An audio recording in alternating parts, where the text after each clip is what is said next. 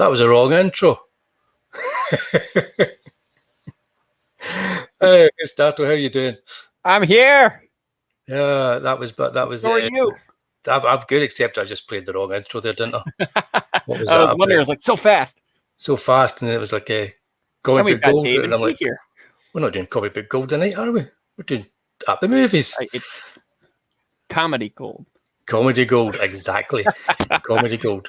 That can only mean one thing. I uploaded it to the wrong part of StreamYards. Oh. Yeah. You know what? Hey, Dave. Okay. And hey there, Pete. Or howdy. Howdy indeed. Howdy. Howdy, Pilgrim. And howdy, Statto. Oh, hi. So you've got your rock gut whiskey in that can. Yep. Well, I figured, his name is Rooster, so we're practically cousins. Indeed. Hi, Michael. Hey, Mike's. Hey ho. There we go. Mike's. How did that come out? There, Michael. Right. Yeah, I'm just flustered at the fact that I've uploaded that the wrong video, which means that I've probably got all my videos uploaded to the wrong parts of StreamYards. Well, nobody really cares. It's all right. What matters is the show. Yeah. I think. I think that's the way it works. Yeah. So welcome to Comic Book Gold. Yes. For Wullie and Statto at the Gold. movies. Yeah, at the movies, season 2. So let's share the screen and let's get going. There we go. John Wayne. Yeah, top 10. Yeah. Okay, we're just going to dive right in here. I hope so. Yeah, I mean, guys, anyone who's in the chat, anyone who's watching, let us know your favourites. Let us know what you think of like the Wayne's movies. I'm curious to see what all theirs were because I had a hard time. Yeah, there's hundreds of films out there, and there's a lot of really good ones. There's also a lot of ones that you probably wouldn't say are great movies, but they're enjoyable. They're a lot of fun to watch. So we're going to start by going through some of the ones that didn't make our cut for the top 10. Then I'll explain how we did the top 10, and we'll go through it. Well, the trouble is if we did this episode tomorrow, I'm sure some of those will be on the top 10. Some of them will, and some of the ones that are just outside, you kind of like, you watch them again, you go, oh yeah, that's a top 10 movie. Which I don't think we've not got any war movies in our top 10. Not on mine, no. No, I mean, not bad, but I mean, he made okay war movies. There were a lot of good ones. I think this kind of collection here are amongst the best. Apart from the Green Berets, that's actually pretty bad, I think. But the others are kind of worth watching, and the Green Berets is worth watching because it's pretty bad. It doesn't live up to that poster. But the others are worth watching. He worked well in war movies, but it just worked better when he was in a saddle and had a cowboy hat on. Well, he had some non-cowboy movies that were freaking amazing. Yeah, he did indeed. Or at least they had some parts that were a lot of fun to watch. Like say, it's not. I don't think it's on either of our lists. But Donovan's Reef. Donovan's Reef is that's a favourite of mine. That's when I was talking about movies that you can't really consider as great movies, but they're a lot of fun. Donovan's Reef is one of those because you've got Lee Marvin and John Wayne just having fun in a movie. Yeah, it didn't even seem like there was a whole lot of a story to that. I don't think there was a story. It was just kind of like showed up. Some stuff happened on an island, and then the credits comedy rolled. hijinks. Hawaii looks nice, good scenery. Hatari was a lot like that too. Yeah, not as much fun as Although Donovan's longer. Reef. Yeah, a bit longer. Hey, Pete. Now, these what we have here is these. I think these are all good movies that haven't made our list. I'd argue McClintock is maybe not the greatest movie, but it's a lot of fun. Oh, it's a lot of fun. It's one of his funniest movies, I think.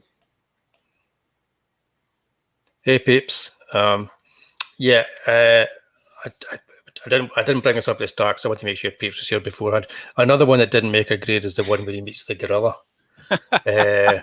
You know, unfortunately, I think it was one of the Three Musketeers. But yeah, as good as that is, it never made our list. Stagecoach is a terrific movie, especially in the 1930s, sort of like a Western character piece with all these incredible characters in it. It's a terrific movie. It's well worth watching if anybody hasn't seen it. Just try and track down a good print, because I think there's like some dodgy prints out there. Hondo, originally made in 3D and released in 3D, for some strange reason hasn't been remastered for 3D on Blu-ray. I wish they would hurry up and do that. And How the West Was Won, which is one of these sprawling epics with lots of different kind of stories. You can watch it over a whole Sunday, really. Yeah. Pausing it every now and then to have lunch and then dinner. And The Three Godfathers, which is essentially a retelling of I don't know, kind of like Three Wise Men or the Three Kings with Jesus, only they're cowboys. They find a baby in the desert. Right. Yeah, so lots of variety in these movies and lots of different kind of storylines. But there's a lot of like sameness to them. Yeah. A bit like Johnny Quest. Yeah, I mean, that's a weird comparison to make, but you always go in kind of going like, am I going to like this? Is this going to be boring? And then by the end of it, you're like, wow, what an ending. Wow. Let us know what those two are, if you can remember them. Oh my Guy made over 80. I think he made more than that. Oh, I don't know if he still does, but at one point, maybe still does, held the record for most starring roles in a movie, because I mean, he just churned them out. Yeah, because 2 weeks to shoot those things. Yeah, because in the 30s, that it was at Republic he was working at. It was like he was churning them out like you say, weekly. Movies just continually churning them out.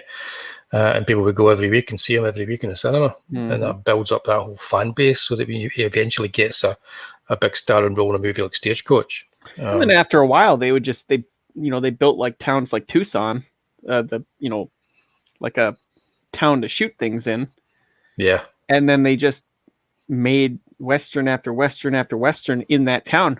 They have in Arizona, like not a theme park, like an attraction. They left a lot of it up. Old Tucson, they call it. Yeah. They still got like the bars and the jails and things like that. Lots of movies were filmed there. And I think right now it's shut down because of all the stuff going on in the world, but it's still operational. It's still going. Such I thought he was Batman's dad. He should have been at some point. Yeah, Batman's dad. Yeah, okay. One that almost made it into the top 10, was teetering around at the edges, is Red River. No, I haven't seen this one. Well, this is great. This is like it's a movie. It's a Howard Hawks film. It's like Montgomery Clift, John Wayne, kind of clash between the kind of like generational clash, and it's about a cattle drive and all the kind of riggers involved in it. And it's a terrific movie. It really is. That's got to be a tough decision to make between the John Ford or the Howard Hawks movies. Yeah, I edge towards Ford most of the time. I'd probably lean more towards Ford too. Yeah, but this is great. And this is Howard Hawks casting John Wayne to play an older character at the time. So he was actually to grade up his hair and he played an older character. And it was a great performance. And up until that point, I don't think people thought of John Wayne as an actor. Maybe as a movie star, but not really as an actor. And I know that John Ford, after seeing this, because he'd worked with him, but when he was making She Wore a Yellow Ribbon, he wanted a different actor to play the part in that movie, an older actor. And then when he saw him in Red River, he went, son of a bitch can act. and I think that's his actual words. And so he ended up casting him in it. Yeah. So you'll get a lot of detractors of John Wayne, especially critics at the time, and they'll slag him off for his acting. But no, he was a good actor. But the majority of the films that he made were just like, they only needed him for his charisma. him to be John Wayne. You just had to walk in there. Well, yeah, after you get to be like, that reputation, you don't want to break it by trying to do silly voices and stuff. Yeah, I miss him too, Dave. Okay, so he's not really a big John Wayne fan. His fave's probably True Grit, How the West Was Won, and The Searchers. Right. Well, maybe we'll get a few here that you can. Yeah, maybe you can try out. Red River. There's a good Blu-ray out from Eureka over here in the UK. Red River. Now his latter day westerns as well. There's not many of those that would make the grade, but there's still a lot of fun to be had watching his latter day films. Big Jake is a lot of fun. Sure. Chisholm is a lot of fun. Real Lobo could have been a classic, but the juvenile leads were terrible. Jorge Rivero and especially Jennifer O'Neill could not act their way out of a wet paper bag, and they have loads of scenes together, and they are truly, truly awful. And then at one point, two-thirds of the way into the movie, Jack Elam turns up, and you go, "Oh, thank God, somebody who knows what they're doing." So it's one of those films. It's got a great Jerry Goldsmith score. Wayne's great in it. Jack Elam's is a lot of fun in it, but everybody else practically lets the side down. Sherry Lansing is quite good in it. She went on to become the head of 20th Century Fox. But other than that, it's a film that you should watch after you've watched the other Howard Hawks John Wayne films. Yep. Or give it a miss. But if you watch it after watching the other Howard Hawks John Wayne films, you'll get something from it, I think. Yeah. And Big Jake's a lot of fun. It streams in quite a lot of places, so it's worth checking out. And he also went through a phase where he tried to be Dirty Harry. McHugh. Yeah. Yeah. I think we all go through that kind of phase, don't we? Well, what are you going to do? That's the movies they were making. Western was kind of dying. That's it. But they did want him, though. They wanted Frank Sinatra, and then they wanted him, and nobody was going to make a movie like Dirty Harry because... Yeah. And then Dirty Harry was huge, so they all wanted to make a movie like Dirty Harry. I think at this point, it's really hard to separate him from like his Western counterpart. So with him walking around in like broad or regular day, it's almost like weird time travel. It's kind of weird, it is indeed. But Brannigan is set in London, which gives it an even odder kind of feel. And he's there with his kind of like Dirty Harry type cop against Richard Attenborough's kind of like uptight British policeman. So it's not a great movie again. In fact, neither of these films are great movies, but they are worth a watch. Got to say, they're definitely worth a watch, especially if you like 70s sort of kitschy kind of 70s stuff. Yeah. They weren't my favorite. I'll be honest. No, not at all. I like this like 60s and 70s. Yeah, I'm trying to think which one Julie Adams was in. It's been years since I've watched either of those, but yeah, I think I want to say so.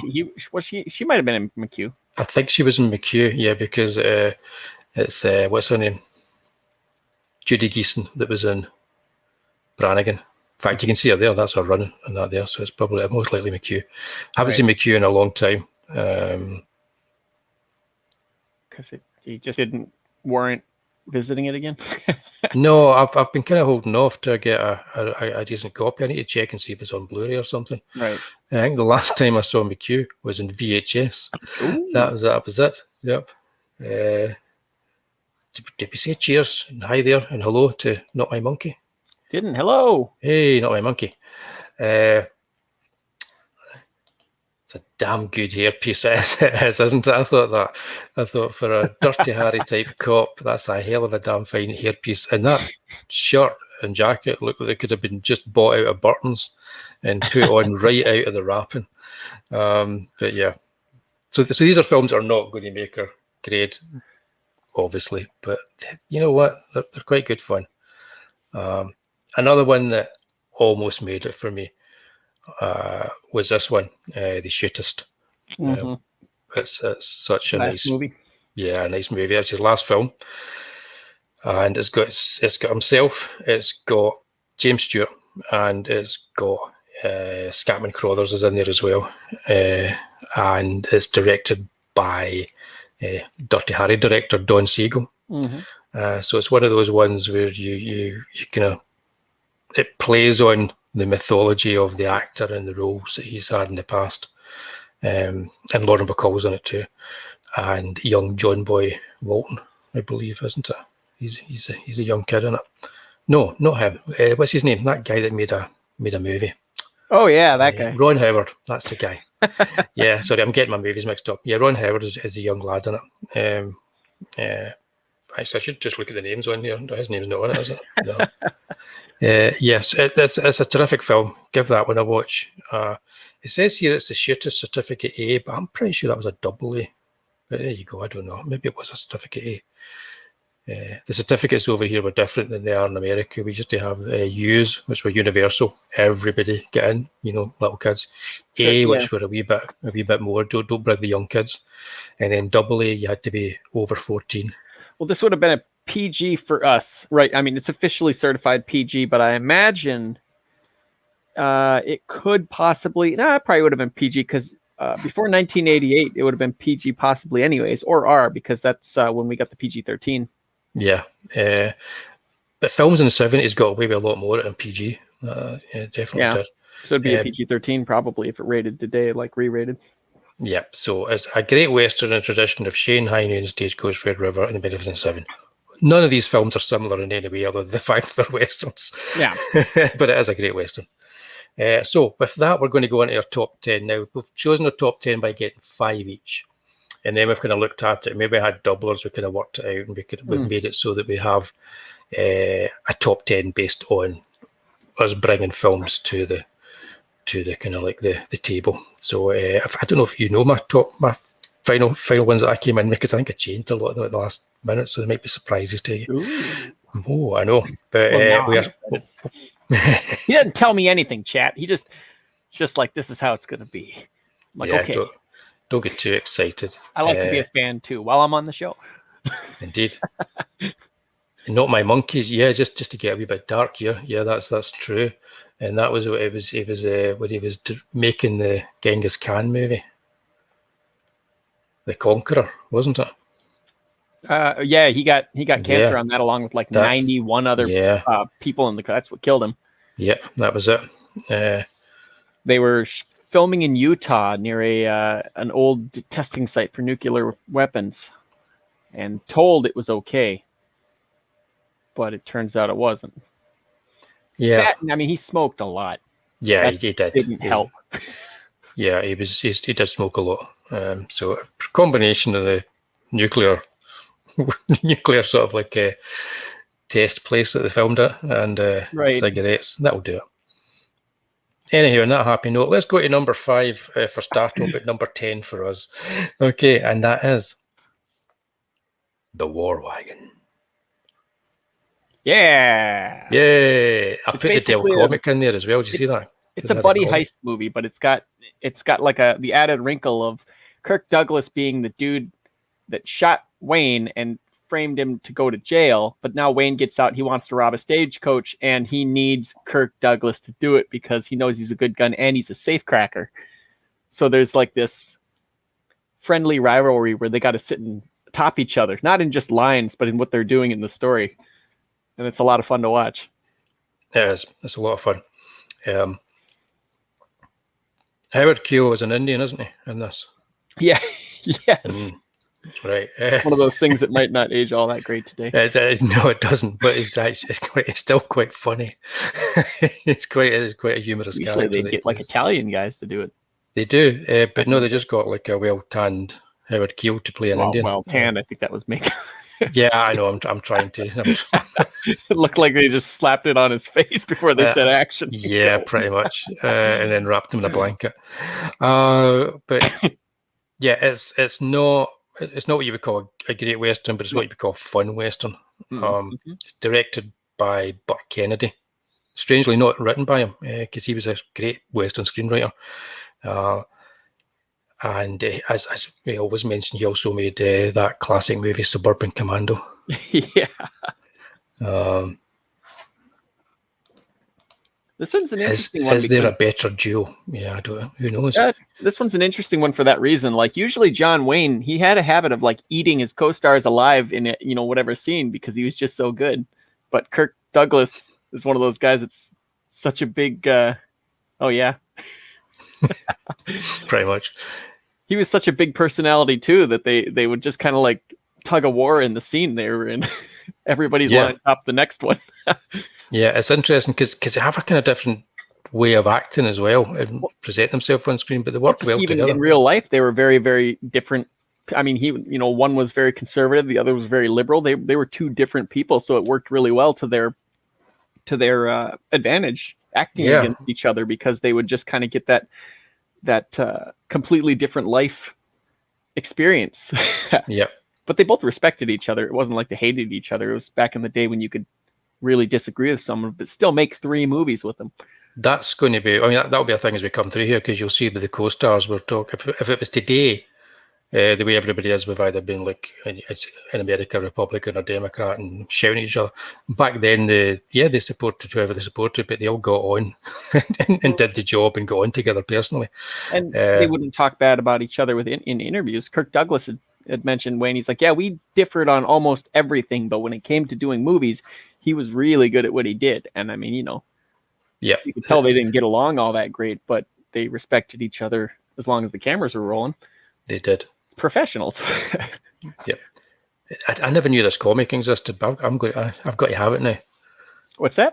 The comic, because on that's the Dell comic adaptation of it, and I desperately want that comic now. If only for the cover. I'm sure it's expensive. Yeah, probably. As I doubt it's 12 cents. I might just have to get a CBR of it from some website somewhere, because it'll be out of copyright, no doubt. I hope. Oh, for sure. But yeah, this is a fun movie. If you've not seen it, it's a perfect Sunday afternoon movie. A little popcorn. A little popcorn, and put your feet up and have a chuckle. Imagine it's like the 1950s or 1960s, and then you'll not be, your jaw won't drop when it comes to Howard Keel. Yeah. Because it is pretty wow. But yeah, good film. It reminds me a little bit of the Kirk Douglas and John Wayne in this. It's a bit like the stunt casting of Kirk Douglas and Burt Lancaster when they made Tough Guys. Right. Where the star quality brings a little bit extra to the movie. Well, they did that too with, I think it was The Undefeated with Rock Hudson. Yes. It's like a weird movie for Rock Hudson to be in, but, because he was big into like romantic comedies. Yeah, and he was like a Confederate kind of like a captain in that. Yep. I think he was kind of in the decline in his career near that point. That was before. Romance movies weren't bringing it in. I think he was having problems with his life. Yeah, and that was before McMillan and wife came along to save the career, as it were. Mm-hmm. Mm-hmm. Cool, but good choice. I like this movie. It's fun. Yeah. Here's my number 5. Let's see what we got. John Wayne in Japanese. Chinese. No, it's the Cowboys. Yep. Or as the poster said, John Wayne and the Cowboys. Right. Because, it's like a super team. Is this a film that you're aware of? Oh, I've seen it, but this was one that I haven't actually watched in a good while. It's a great movie. It is. I think it's a fantastic movie. It's one I always going to go back to. That's Bruce Dern down there, isn't it? Bruce Dern is in one of the best bad guy roles ever. He practically steals the movie playing this villain in it. Right. And I don't even know if I want to spoil the film for anybody that hasn't, because I highly recommend it. Just give an overview. Let them seek it out if it looks good. Yeah. Sell the movie. If you haven't seen this film, it's not a typical, it's an atypical sort of John Wayne film. Mm-hmm. It's John Wayne with this bunch of young actors, and what's really good about the young actors is they are all kids. It's not like the Brat Pack pretending they're kids.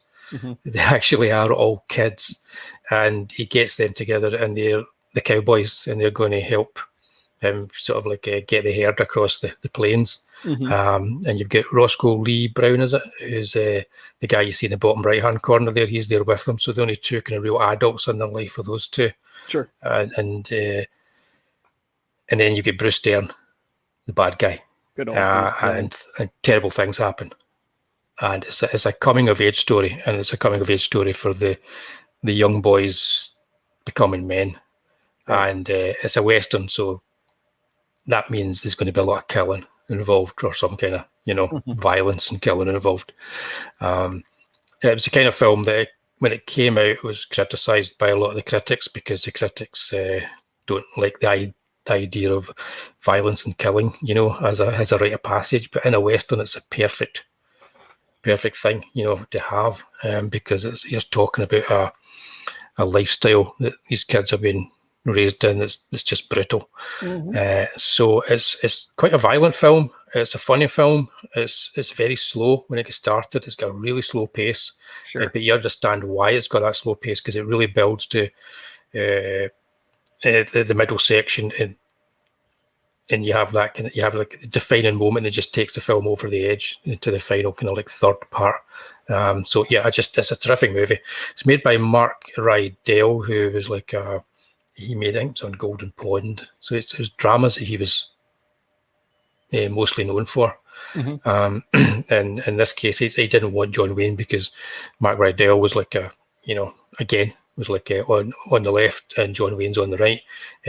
But John Wayne was the perfect bit of casting, and I think he realised that once he got him in there, because he brings a star quality to it. This film wouldn't work with just an actor in the role. If you put a really good actor in the role, it wouldn't work. You need a star, right? And so that's why it's in my top 5. Sure. Like, I didn't spoil it. Well, cool. So I had trouble with this one because so this True Grit, and most people, I think if most people have seen like one John Wayne movie, it's probably going to be this one. I'm thinking, especially since when the remake came out with Jeff Bridges. Oh, hang on a sec. Hang on a sec. Forgot we've got a Japanese speaker. That says One Person of Cowboy. I like that title better. That's a One Person title. of Cowboy. Sorry, carry on. This would probably be the one, but I think when that remake came out, it probably forced a few people to go and take a look at the original. Yeah. Just, like out of curiosity. But I had a hard time with whether or not I should put this one or the sequel, Rooster Cogburn, on the list, because Rooster Cogburn was a lot of fun. For you guys that haven't seen Rooster, it's about a nun or a sweet old lady that needs protection, and played by Katharine Hepburn, and she's like this very proper lady, and he's a hard drinking, swearing, like fart and laugh type of guy. Yeah. And he's got to protect this lady and little girl. Was it? Or was it just lady? I got to rewatch that one. I've got it sitting right next to me. It's been years. Last time I watched that was on VHS. But they're both really funny, and this is a very different role for John Wayne because he plays everything bigger, and he's already a big personality. So yeah, lots of laughing. Yeah, it's broad. He's really broad in these movies, this character, but it works. It's like it's a choice, and it works. He usually has a politeness to his characters, but this one doesn't know what that is. No, not at all. He's totally brash. It's always great to see like how this lady is constantly, in the second one, the lady's constantly expecting some sort of tact from a guy that isn't even sure what that means. Yeah, it's got like Rooster Cogburn's got the African Queen as a template. The old Katharine Hepburn movie with Humphrey Bogart. And so it's essentially, it's instead of like Bogart and Katharine Hepburn, he said Bogart and Katharine Hepburn on the African Queen, the boat. It's John Wayne and Katharine Hepburn on a raft. Yeah. It's like it becomes that. So they know to go to a good kind of like a place to get something that works. And that's country star Glenn Campbell there. Well, yeah, True Grit. Go back to True Grit. Yeah. Country star Glenn Campbell. He's pretty good in this. Which most people know now from, he got a little bit more popularity from the second Guardians movie. That's right. The song that he had in there. Yep. Which one was that again? I can't remember. That was Nights. Something Nights. Oh, I can't remember. It's at the tip of my... Hang on, I'll have a drink. Southern Nights is the name of the song. Southern Nights. Yeah, that one. Yep. Yeah. This is a fun movie, and it's got Robert Duvall in it as well. It's a bad guy. He's always fun, and it's got that classic line, "Fill your hand, you sons of bitches." That's because they called him fat. Yeah, I know. So it's also that kind of self-aware quality. I see that Bristolian Dave's only got 19 movies in his collection. Yeah, you need to sort that one out, I think. Yeah, I'm sitting with 17 just right here, and that's not even all of them. No. Yeah, I'm surrounded by them here. Oh, wait, no, I've got 19. Yeah, I've got 19 just right here, and I've got a few more out in my living room. So True Grit's cool, but maybe has dated a tad. Most of John Wayne's movies. Most of them have. But here's the thing: I went back to True Grit after watching the remake, and it hadn't dated as much as I thought it would, and it zipped along at a really good pace. At the same time, though, not only a reflection of its time, but made in its time. So I mean, things were different. I mean, it's like a time capsule. Yeah, so much of this stuff. Movies in general are a time capsule. Yeah, I mean, really, a Western done properly shouldn't age and should be timeless. But they're always a kind of like you say a time capsule of that time. I think the toughest thing about Westerns, especially Westerns, is now we got a time where there's like lots of safety and there's lots of holding a lot of things back. And it was a brutal movie, or they're brutal movies about a brutal time. Like a lot of characters wouldn't think twice about slapping a woman across the room. You can't really put that in movies now. No. Not without, like being very deliberate in the story kind of thing, like something like I Spit on Your Grave, where it's, literally about revenge or whatever like that. But I think a few years ago, they had for the X-Men movie, the Apocalypse one, they had a big billboard where Apocalypse was holding Jennifer, Mystique by the throat, and that had to get taken down because they said it promoted violence against women, even though he was the big bad guy trying to kill everybody. So I mean, these movies, it's the old have that kind of thing. Yeah, it's the unfortunate victim mentality that's kind of bled into everything. So you're going to see a lot of stuff, a lot of elements in these movies that just won't fly today. Yeah. That's a good point there. The soundtracks and songs date a lot of Westerns more than anything. Yeah. Oh, definitely. Especially the 60s and 70s when they put a song in, As much fun as Raindrops Keep Falling on My Head as it's kind of like, Yeah. What? but yeah, it makes for a good sequence. It's fun. Every once in a while you get bell bottoms in there or something like that. I think the haircuts as well, and the sideburns and all that kind of stuff. But I love nice teeth. Love all that.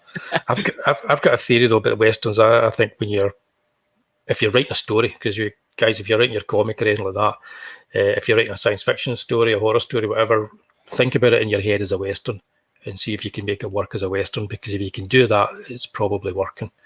Because what's great about Westerns is they just deal with narrative and character. They don't have much else. No, exactly. And so if you can tell the story as a Western, make it work as a Western, you're probably onto something. That's my theory anyway. It's pretty good. I think it makes sense, don't you? Yeah. Bare bones storytelling. Yeah. Hi, Kim. Hello, Kim. Is it snowing in Wisconsin? I think it is. Snowing everywhere right now, isn't it? Except here in Scotland, it stopped. Yes.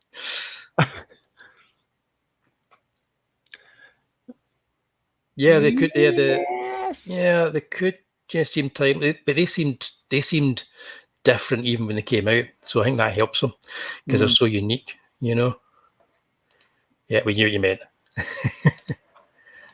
It's a beautiful day. All right, lovely, good. Nice. Right, let's move on then. Yeah. Interesting fact, because Statto is currently. Hang on a minute, I'll pick you up. So he's currently sporting the John Wayne look for Rooster Cogburn. You can tell because the patch is on the correct eye, the left eye. Right. Jeff Bridge has it on the wrong eye, which is the right eye. Although maybe in the book that's the eye it's in. I don't know. Interesting. Never read the book. Probably should. Right, number 4 from me, Fort Apache. Henry Fonda, John Wayne, another like very left versus very right casting. Yeah, he always had this. He was always like the Republican Democrat sort of like. If they were the equivalent of today, if you're going to be like Bruce Springsteen for the Democrats, you know, a rally, the equivalent then would be they'd be rolling out Henry Fonda, and then the Republicans would be rolling out John Wayne. That's a kind of equivalent, I suppose.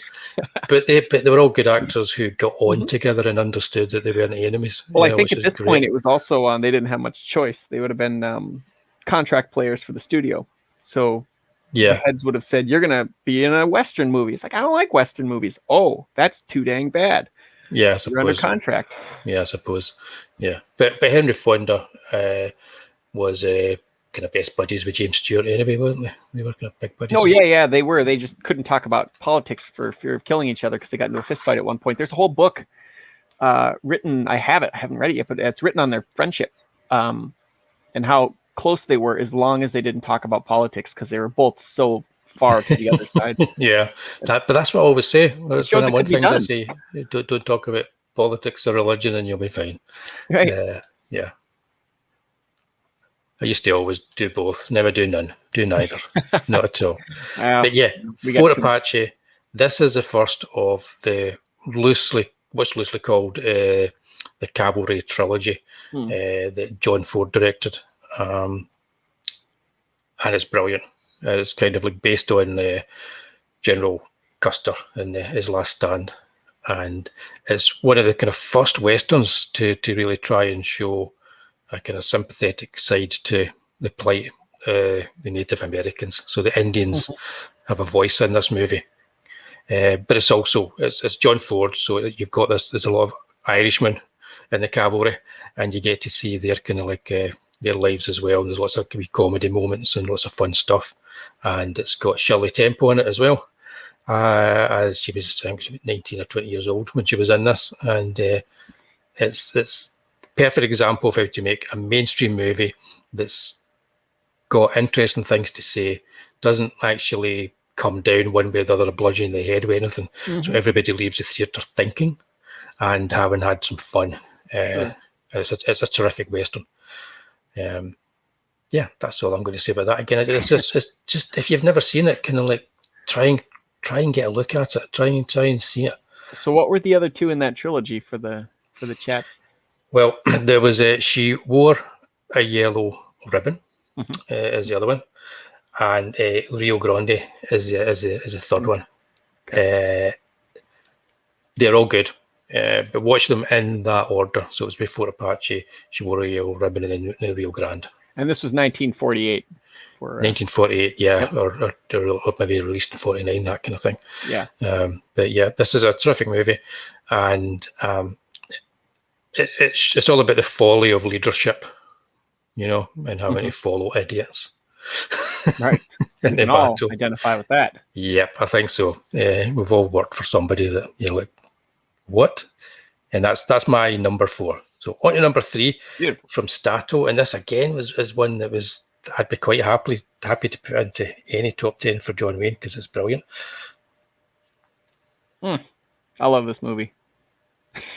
Although I was a little hesitant to put it in here because now, while John Wayne is like he's like the hinge for most of the plot twists in the movie. He's like most of the important scenes are directly because of him. It's really more of a Stewart Western than it is a John Wayne movie.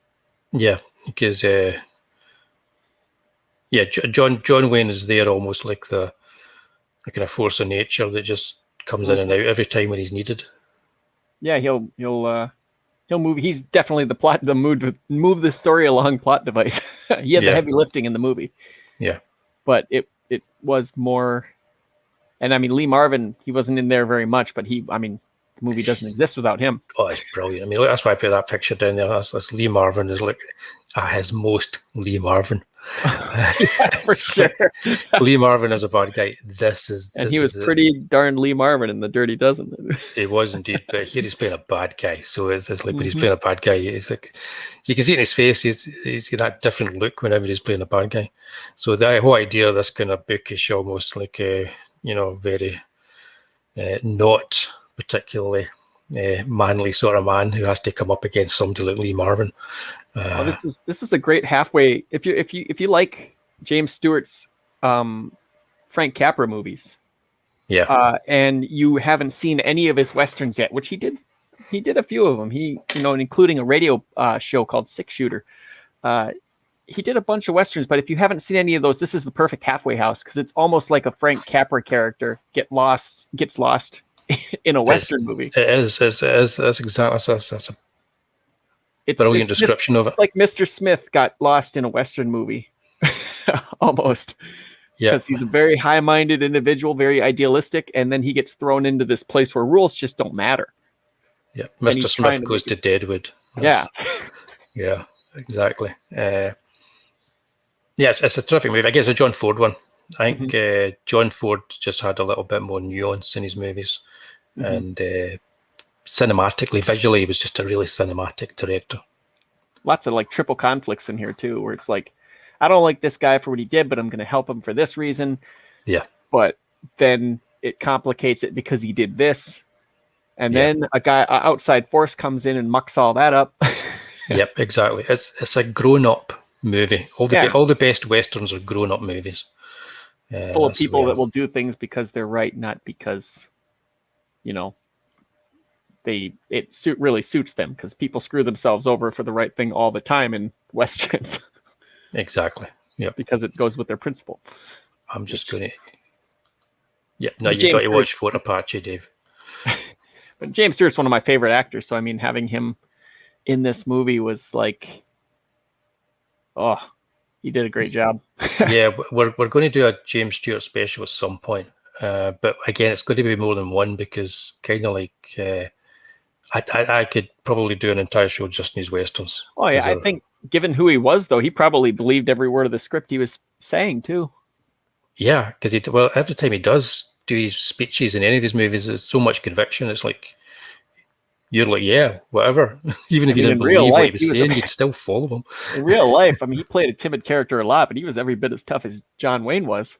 Yeah, in spirit. Well, he was a real returning war hero. I James think Stewart. he might have. I mean, that in that respect, he was probably a lot tougher than John Wayne was in terms of like honest to goodness grit. Exactly, because he's a nice sort of like a guy. Everybody loved him, and he has that kind of like a gentle quality about him. But he's the guy that went to war and came back. In reality, in the Air Force, he was like, "I'm your mommy now" type. Yeah, exactly. I'm just going to quickly jump into the chat and do the thanks, Monkey. Please remember to leave a comment. It helps the channel to grow. Yes, please do. Amen to that. Yes, please do. And hit those likey buttons. And another thank role you very much, Dave. Oh, and quickly before you go on, and please do subscribe to Bristol and Dave's channel. If it wasn't for Bristol and Dave, I wouldn't know what's coming out every month on Blu-ray and DVD. Thanks, Dave. This also had Andy Devine as the sheriff. The cowardly, horrible sheriff. He did such a great job in this movie. And most of you, if you don't know who is, your kids would definitely know if you've seen the Disney Robin Hood movie. He was Friar Tuck in that movie. Everybody's going to know his voice when they hear it. He's another one of those guys like Ed Wynn, where you may not know the name, but Andy Devine's voice. It's very distinctive, because even when you watch him, you think, has he been dubbed? Is that a real voice? Whiny. He's got a whiny kind of higher pitched, but with a little gravel in it. It's very unique. Yes, indeed. I think did a great role in here about like just a sheriff that's just scared to death to do his job. It's good to know we have some use in the world. Yeah. Well, hang on a minute. Hang on. Just as good. Peeps is trolling us about James Stewart. What is I think. this? He's trolling us about James Stewart. Shocking. Right. Okay. Yeah, The Man Who Shot Liberty Valance is a terrific movie, and watch it. So my number 3. I'll be quick in getting through my number 3. I think, and it is She Wore a Yellow Ribbon. The second in the trilogy. The second in the trilogy. Yeah, I know. John Wayne getting that mustache going. Exactly. This is the one where he was playing a character that was about 10 years older than he actually was in real life. So John Ford saw him playing in Howard Hawks' film Red River and went, "Oh, you can actually act, son of a bitch," and so he gave him the role.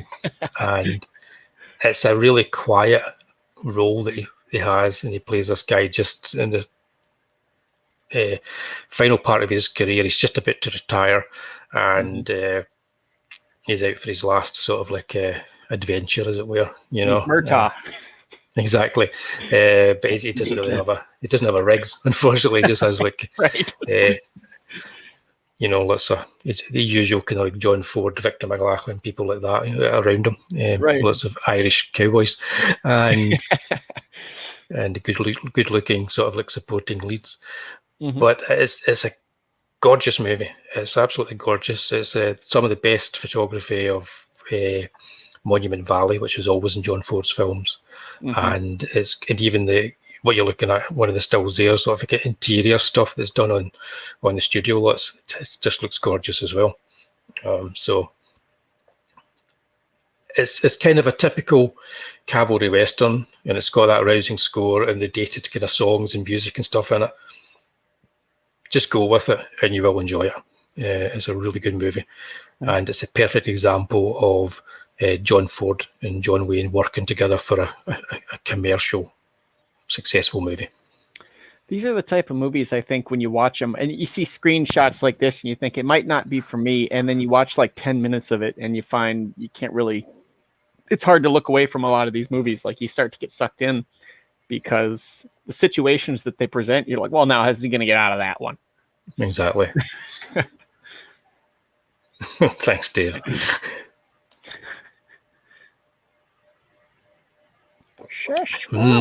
I did indeed. Sarsaparilla. Yep.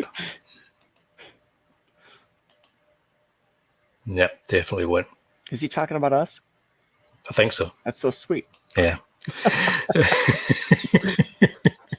Right. So yes, She Wore a Yellow Ribbon. Again, it's like Fort Apache, She Wore a Yellow Ribbon, and Rio Grande, which has been released in the UK by Eureka on a really good Blu-ray. Just again, I should just try. I'm going to try and get some sponsors on here. Even though it's a spoiler for the movie, I wasn't sure what color ribbon that was. Oh, he plays with it all the way through as well. The blue and yellow in the movie. It's terrific. It's got right. See all these westerns you've seen where like Unforgiven, where the cowboy goes up to his wife's grave, and then goes out and starts killing people and stuff. Yeah. This is the first film to do that. John Wayne visiting his wife's grave. He sits there and he talks to her. It's brilliant. It's really moving, and it's a terrific scene. That's where it all kind of started. And so all these films that do that, they're all homages to She Wore a Yellow Ribbon. So number 2, this is where we're going to cheat. Number 2, they're both Statto's picks for number 2. I'd have probably, they're my picks too. So though we're splitting this between our own picks, one of these would have been my picks too. So we've picked 2 movies for number 2. Yes, because they're basically the same movie. Same movie. Yeah, they are the same movie. What about Glenn Campbell for Ricky Nelson? Yeah, one was made in the 50s and one was made in the 60s. I think that's the only difference. So Ricky Nelson, who with his guitar in the first movie, he was replaced by James Caan. Yep, James Caan. With his son-off shotgun thing in the second film, slightly different. Makes me laugh so hard. Can't mess with that. Yeah. He plays a character who just can't shoot straight, so they give him a shotgun. It's got Dean Martin as the washed up drunk in the first one, and it's got what's his name? Robert Mitchum as the washed up drunk in the second one. Yep. And they both play it slightly differently, but I mean, great in their own rights. But Yeah. I think Dean may be a little more serious. Yeah, because Dean Martin was a terrific actor. Mhm. He just was in a lot of kind of like superficial movies, but when he was given the chance, he was a terrific actor. Sure. Because he had that natural charisma anyway. So Mhm. he was great on screen and natural. But And he got really to good show that actor. off in like the Matt Helm movies. Yeah, because they were terrible movies. They were just so funny. Terrible movies, but he was great. Mhm. I was actually listening to the soundtrack of The Silencers just the other day. Oh wow. Music in and inspired by. Indeed, he was epitomised cool. He was that cool that when all the kind of like the Brat Pack people and were hanging about with the gangsters and that, he was the one that the gangsters would want to hang about with. Well, yeah. Yeah, I think Sinatra was trying to impress him all the time. Yeah, but he was that cool. He Effective. didn't want to hang about with the gangsters. Yeah. That's how cool Dean Martin was. He was cool and clued up. I don't know if you were.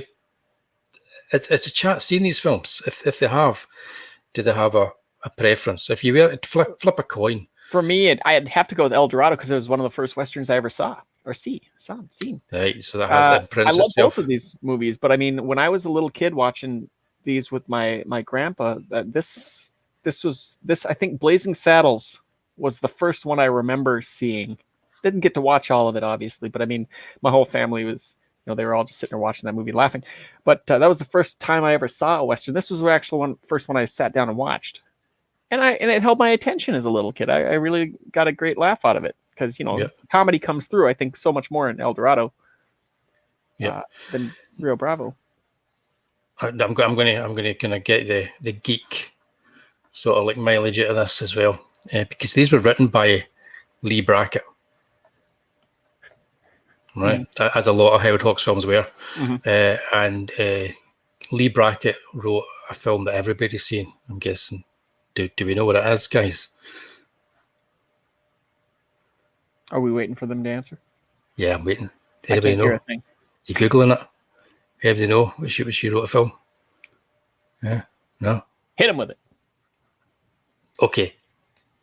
She wrote one of the first drafts for The Empire Strikes Back. Ooh, yeah. It's all connected. Yeah. It's like Peep says, cross-reference. It'll Oops, Halloween. Nope, she wrote like one of the first drafts for The Empire Strikes Back. She was a science fiction writer. She wrote loads of good westerns. She wrote loads of good noir for Howard Hawks with The Big Sleep and stuff like that. And again, she wrote like a film that we covered months ago, The Long Goodbye as well. She wrote the original screenplay for that. So she's one of the best screenplays ever coming out of Hollywood, and it's worth tracking down some of her science fiction stuff as well if you're just looking for stuff to read that's kind of like classic science fiction, because she wrote lots of good stuff. What's your preferred? You say El Dorado? Oh, I don't know.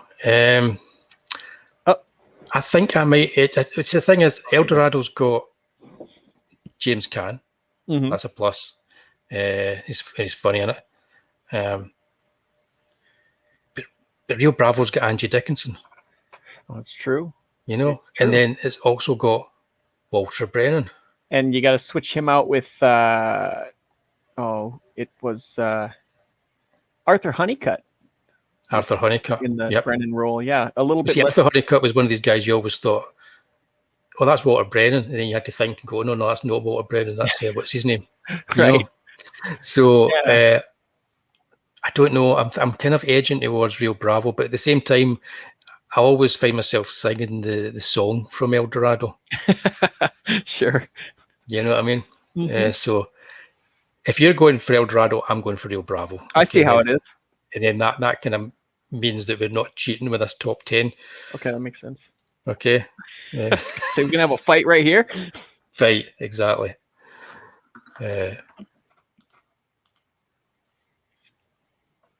Oh God, so he does. There you go.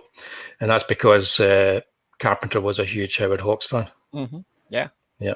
That's why he started putting his name above his movies, because it was like a branding. John Carpenter's The Thing. I don't know what the chat's talking about anymore. Having a grand old time. We were compared to Statler and Waldorf at one point. Were we? Yeah. Oh. Well, Stadler. Yeah, no, I don't know. Was That that was good Stadler? enough for me. It Was Get off.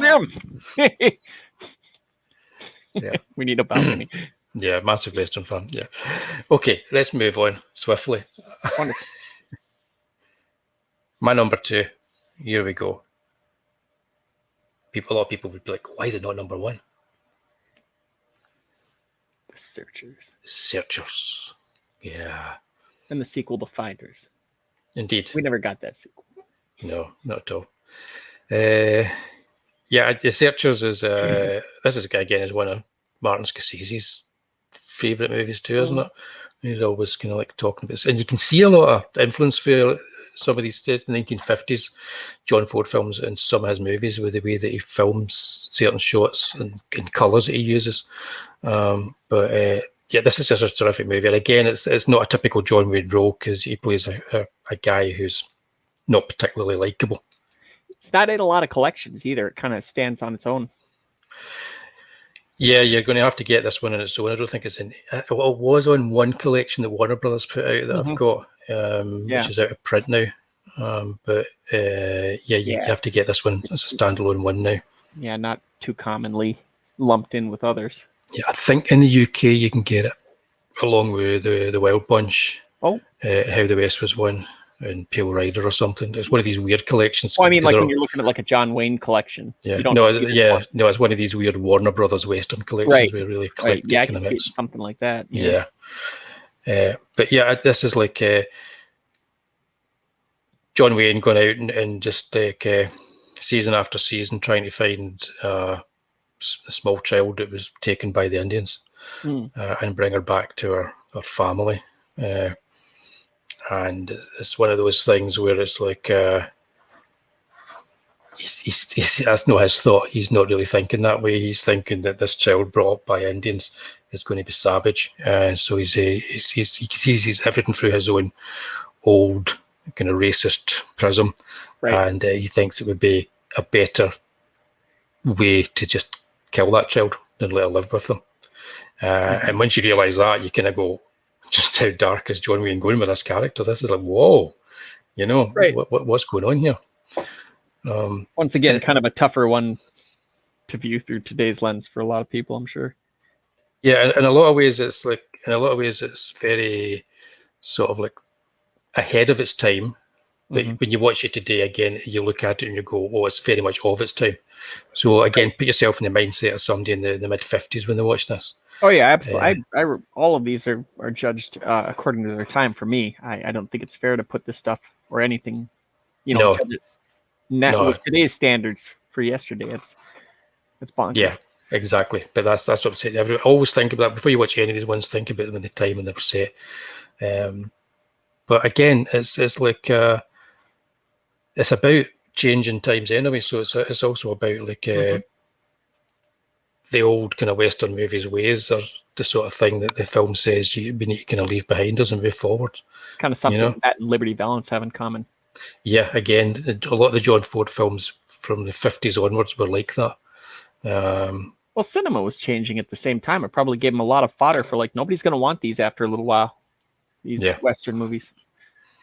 Yeah, and it's got like the usual ones that show up in a John Ford film, like Ward Bond is there as a supporting actor. It's also got Jeffrey Hunter, who was the first captain of the Starship Enterprise, Captain Pike, and a young Natalie Wood as well pops up in it. So yeah, it's a fantastic movie. If you've never seen The Searchers, that's all the best westerns were made in VistaVision. There's no doubt in my mind that they were all the best westerns were made in VistaVision. If you haven't seen The Searchers, please watch it. But it still has things that kind of throw it back to make it feel like even at the time it felt slightly old fashioned for some of the scenes in it, a lot of the comedy and the character stuff. But it's all very, very broad. But at the same time, it's proper characters and actually funny. The comedy in it's actually funny. Sure. Very dark movie. Especially that picture at the top right. Yeah, they're all backlit. Yeah. Again, this is I was talking about Monument Valley, and the way he filmed it, and She Wore a Yellow Ribbon. Again, he just films it brilliantly in this movie too. It's like a set that he's got there and he's just working with, and even the stuff that's done on actual sound stages it works really well with the location stuff. So yeah, love this movie. So next up, this is not just Statto's number one, but my number one pick too. Yeah, and it's not a Western. What? It's a lovey-dovey, old-style Irish romance. I was going to say, yeah, but with a 25 minute fist fight at the with a 20 minute fist fight. Yeah, this is The Quiet Man, which is John Ford's very rose-tinted view of Ireland. About an American going back to Ireland to buy a house that he was born in. Exactly, fall in love with his neighbor. Yeah, it's based on the novel by Maurice Walsh, who wrote all these great novels about Ireland, and it's so much fun. You'll just I challenge anybody not to enjoy watching this movie. It's just so much fun, especially with the drunk, the friend. Yeah, chaperoning, but he keeps on referring to her as the spinster. The spinster, yeah. There's Barry Fitzgerald, the wee guy with the bowler hat that you see there. Yep. Yeah, he's so funny in this movie. There's him; he's hysterical. Victor McLachlan's great in it, and him and John Wayne have this 20-minute fist fight that goes through the village, which was the basis of the fight in They Live. Right. When John Carpenter made They Live, he wanted to do a fist fight that stood up to the same kind of scrutiny as the one for The Quiet Man. Not quite as epic. No, I think that it was a case of like they wouldn't let him put a fist fight in that lasted that long. I mean, this one was so long it had an intermission. They stopped by each other a drink. But this is. I mean, the story is just him wooing Maureen O'Hara, and winning her heart by being manly and John Wayne like. And if anybody's seen that little scene movie called E.T., there's a sequence in that has the Quiet Man playing at school. It's playing that E.T.'s watching the Quiet Man, and Elliot's kind of like feeling what E.T.'s feeling when he's watching it. So many of the sequences set themselves up like just like skits. Like when you like a Marx Brothers movie where you kind of go from skit to skit. Like right when he gets out of the gate, there's like 5 people arguing with him with which the best fishing hole or which the best way to town. Yeah, but that's it's almost like little kind of like stories and tales from Ireland, all strung together. Mm-hmm.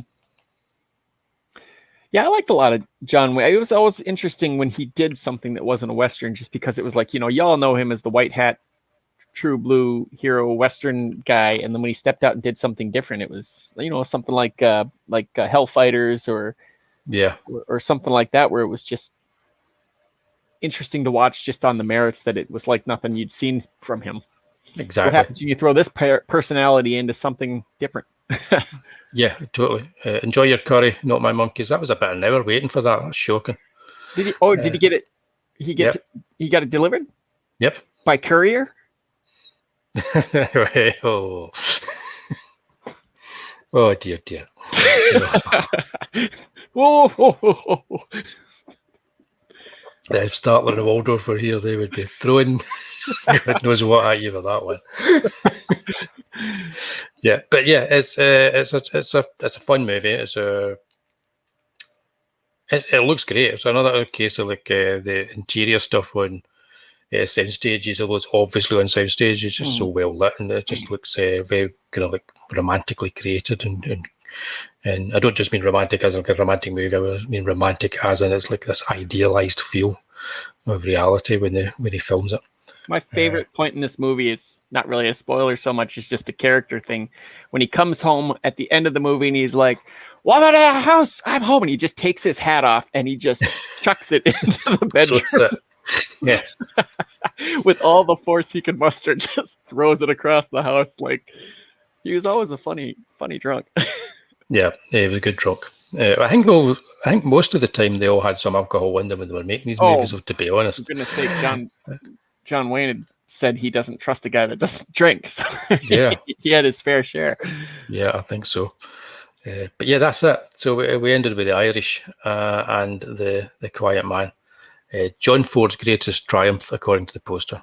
And it wasn't even wanted. This was the movie that was not wanted. He had to work like crazy to get this thing done. He had to do another movie just so they'd finance it. If I remember right. Yeah, and it was huge. Yeah, it was a big I told you so. Yep. Yeah, I always try and get the original posters or some of the original posters, Dave, because they're just so much better than the stuff that they put on the DVD covers. They look great on a wall too, let me tell you. Yeah, fantastic. Just can't beat it. Kind of died out in the what was it, 70s with the picture, the photo. Yeah, it was more the 80s, I think, with the implementation of Photoshop and all that kind of stuff. Because the 70s, you still had painted posters. People at Eastwood and that would get their stuff painted. I want to say they started really leaning into picture stuff around then. That's when you started to see more of it. Yeah, I think that's when it really just started. Because I mean, it was art stuff, up until, and then you really started to see a lot of picture stuff. Where it's just like a lot of cutout pictures put onto the poster, almost like collages. Yeah, but even then, they did that better than the 70s than they do now. Right. Yeah, the 80s was definitely like photo. There you go. Pete's going to have to admit he is actually quite a there big you fan. Go. John, see? Yeah, I know he is. It's like you just got to take a chance sometimes on these movies. You might, the worst that can happen is you shut it off halfway through, say this is garbage, or just skip to the end and see what happens. It's the worst thing that can happen. But yeah, well, he did. How many movies he do with Maureen O'Hara? 2, 3? Oh, he did a lot. Because he did that one, and he did McClintock with her. McClintock. He did more than that. Hang on a minute. And Googling him now. Jimmy Stewart did one with Maureen O'Hara as well, at least. Yeah, I think they all got on with her because she kind of she liked hanging out with guys, so had that kind of jokey kind of personality. Kind of liked. Yep. The Jimmy Stewart one that she did, that was a bit of a comedy, kind of a McClintock style comedy too, if I remember right. That would have been right. She was in Big Jake, McClintock, the Quiet Man, Read with him, Rio Grande, and Wings of the Eagles. 1, 2, 3, 4, 5.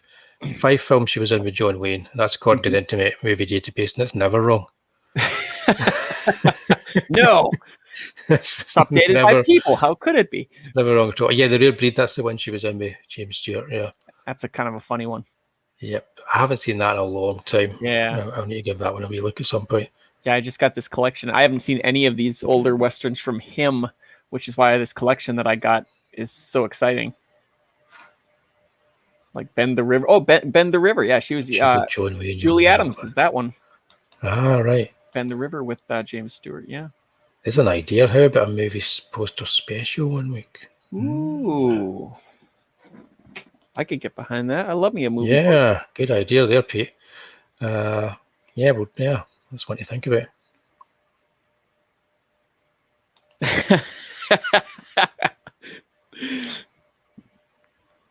Just when he's out, we pull him back in. I know. That's it. That's like we turn everybody to John Wayne fans. These are it's so easy. A lot of humor in his stuff, it's so easy, and it's like to go online, you can Twitter and that, whatever. And anytime anybody's ever going to talk about John Wayne, it's in a derogatory way because he was sexist and racist and all that kind of stuff, and very much a product of a man that was born 100 years ago. Absolutely. When you look at it that way. But even Roscoe Lee Brown that worked with him and the Cowboys say when he worked with him, he kind of mellowed and wasn't quite the person that he thought he was going to be. So there's no doubt the guy was problematic, but yeah, got to remember he was born 100 years ago. Yeah, fit it into that kind of, because the movies are great. I don't Good think he'd have evening, a career Prince so of much Darkness. today. What was that? I don't think he'd have a career so much today if he was just starting out, or it'd be a lot harder. No, it'd be a lot hard. He wouldn't have the exact same views if he was alive today. Again, that's it. You know, it's I mean, like, even if he was a very to the right type person, Hollywood, that's an uphill swim. Yeah. But except he was actually kind of racist, you know, so it's kind of hard to get past that Remember, kind I of thought he had a stuff. Mexican wife, at least one of them. Yeah. He was a complex man, complex Very individual. complex. You know, a lot of that was under the booze too. Indeed.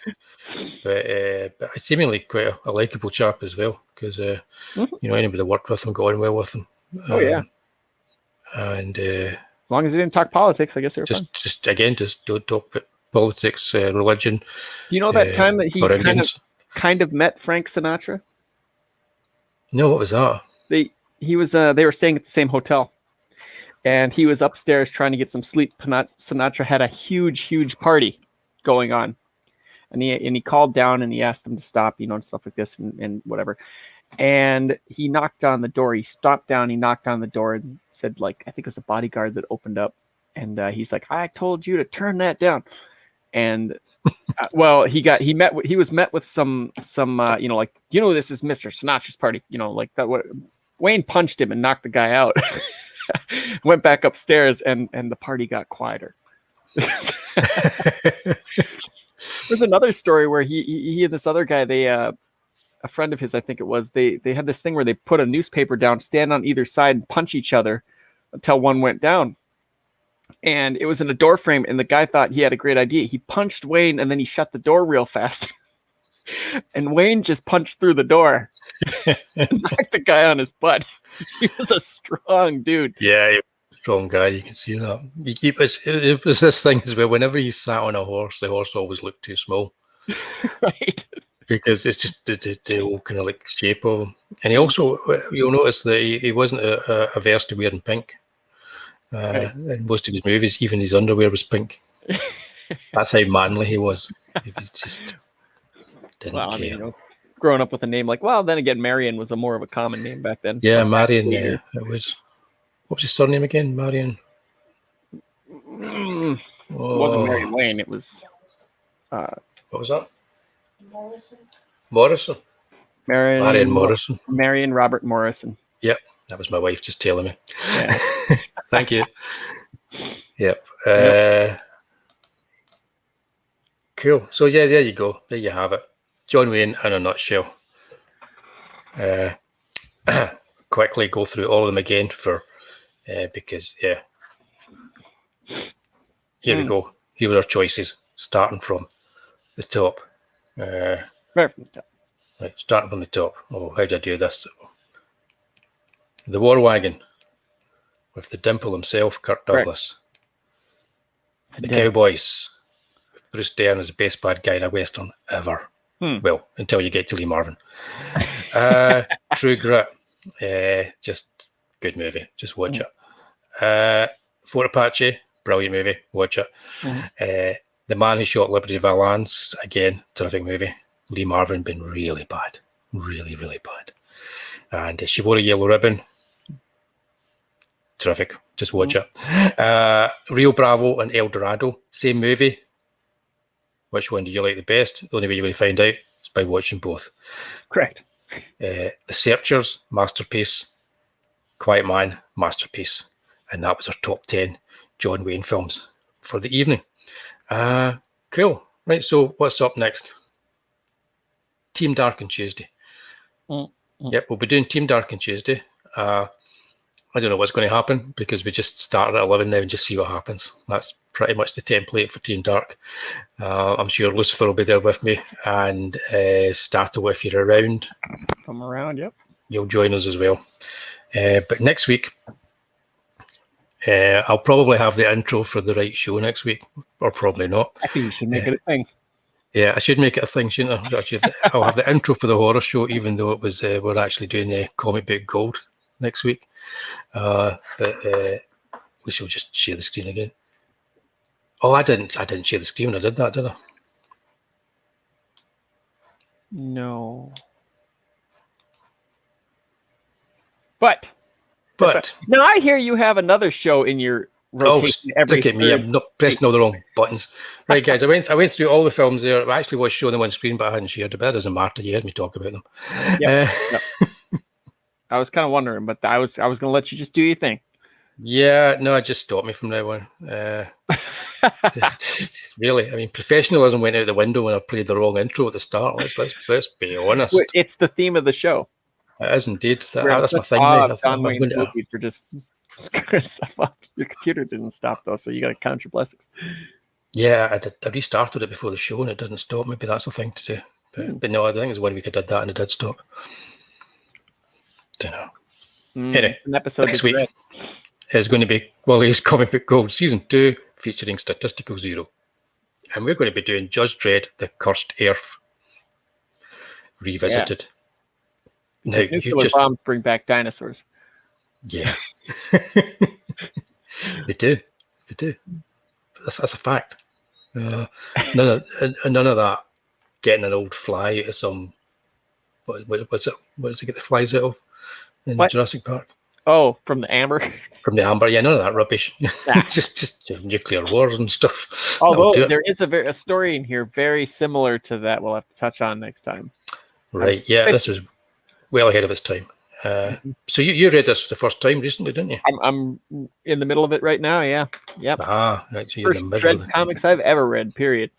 Cool. So next week it'll be, I say revisited, it'll be me revisiting it, but you'll be getting Statto's views for the first time on his first reading of The Cursed Earth. That's right. I think the book you've got goes into Judge Cal stuff as well, but we'll just be mostly concentrating on uncovering The Cursed Earth.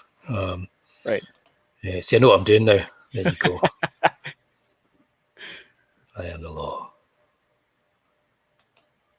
Cool. Yep. So that's next week. So that should be interesting and fun, I think.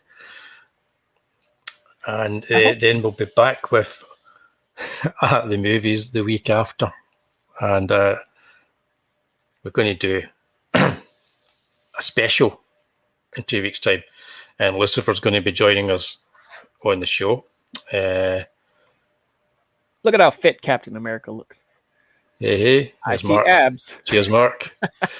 And look at that. That's the real Captain America, guys. He's got those paste-on ears. I appreciate that. Paste-on ears is exactly. One's flat and one's kind of sticky outy. Just like a real person.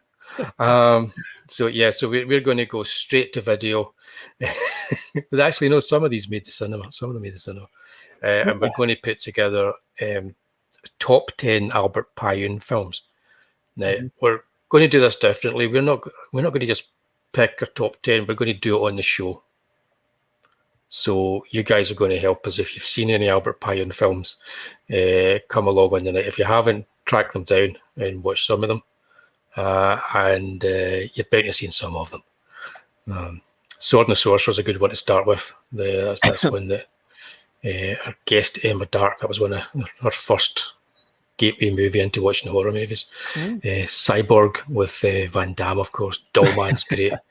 The original Captain America movie. Dave's going to know all about that one. Yeah, so that's what we'll be doing in 2 weeks' time. So it's plenty of time to get some of these movies watched. He's worked with lots of great actors, like Tim Thomerson, Jean-Claude Van Damme, Andrew Dice Clay, Steven Seagal. I'm sorry, what did you just say? Steven Seagal? On that list? Yeah, Andrew Dice Clay. You said great actors? Yeah, great, lots of great actors. And Terry Hatcher. Terry Hatcher.